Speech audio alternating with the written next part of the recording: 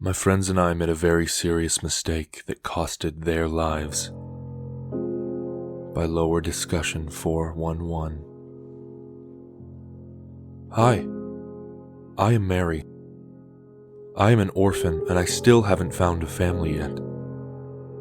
The reason why I am writing this post is that you never go to an abandoned building that had paranormal sightings at night, especially at Halloween night.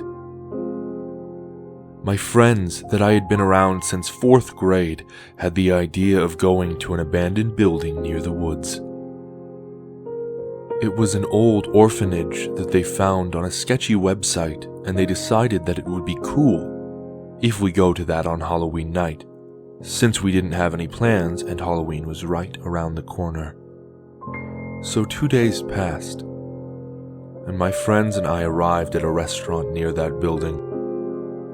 We ate and had a good time there, and after we gave the waiter a 20% tip because of his great service. We made our way to the abandoned building. The lawn looked like it just got mowed, and I grew a little bit of suspicion, but my friend Brian just told me to just shake it out of my head like it is nothing.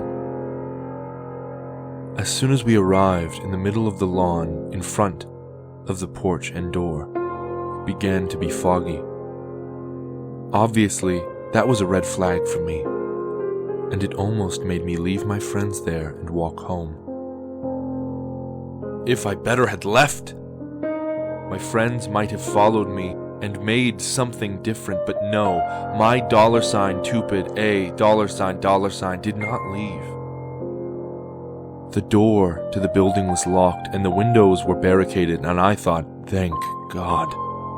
But then, one of my friends pulled out a crowbar from nowhere and ripped off the wooden planks and busted down the window, and after, we headed inside.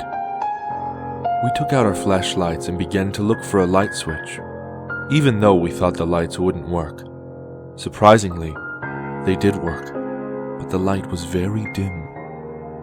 That one light switch set off every light bulb in the building. We decided to split up into groups of 2. Dave and I went upstairs while Brian and Sylvia stayed on this floor. They said we should go explore more of that building, and we went to the 2nd floor. The first room was chaotic with baby beds and creepy dolls in them. There also were some dolls laying on the ground, and as we left the room, we heard one say, "Mama?" I was terrified, and Dave comforted me, saying everything is going to be okay. The 2nd room was a bathroom, and it was covered in blood and other liquid body parts that I better not list here. The lights went out and the door shut. We tried to open it many times, and on the 7th try it finally opened. Brian and Sylvia haven't switched on the power generator in the basement, and we figured to check it out. They weren't there, and I turned it on again and left the basement while Dave stayed. He found a strange painting in there, and he really was interested in it. While he stared at the painting, I found and pulled a lever, not knowing what will happen.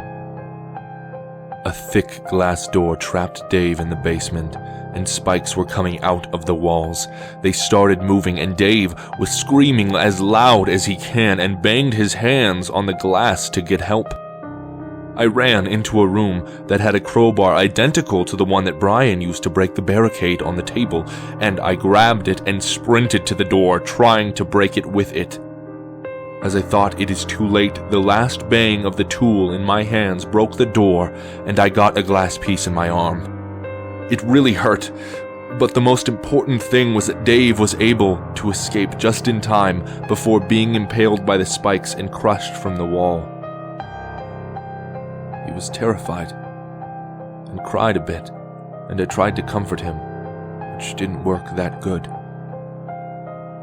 I looked over his shoulder and found a hallway that I think got opened by the lever. I told him to follow me into the corridor, and there were 2 doors at the end of them. We could hear screaming from both doors and decided to go into the first door. Sylvia was strapped on a hospital bed N@KED, and there was a venomous tarantula on her chest crawling up. Dave took action and grabbed it, risking being bitten. He threw it on the floor and crushed it with his shoe, and I helped freeing her from the tape and rope. I gave her... What? That's so stupid. I gave her a second pair of pants because I always have two.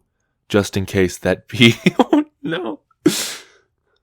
Just in case that P3 hits, because I am late on it again.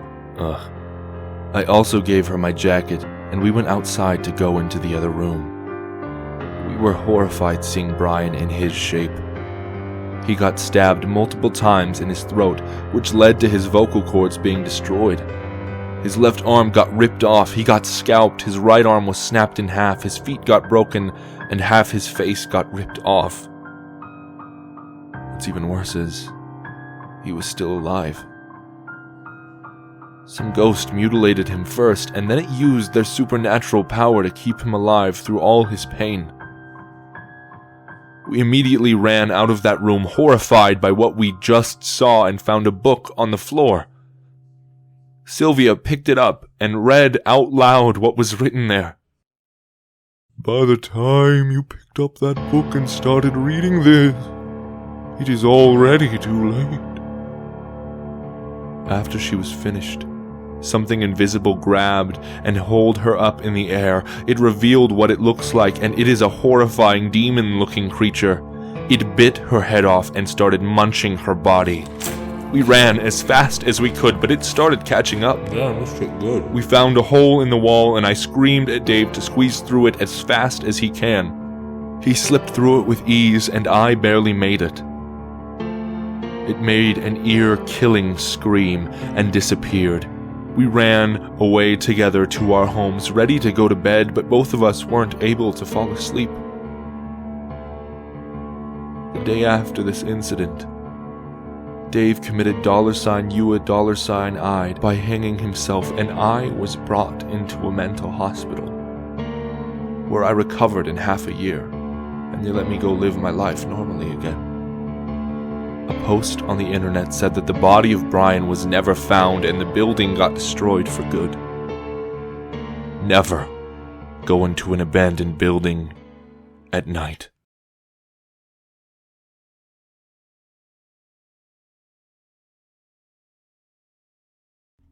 Thank you for tuning into MrPeePeePasta. Fuck. Anyway, I hope you enjoyed the video. Also, there's some cool little edit. Fuck, Jesus Christ. I gotta stop doing these improv.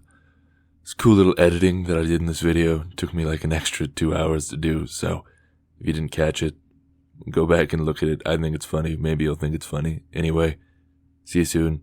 Hopefully. Well, we both know it's probably a lie, but hopefully.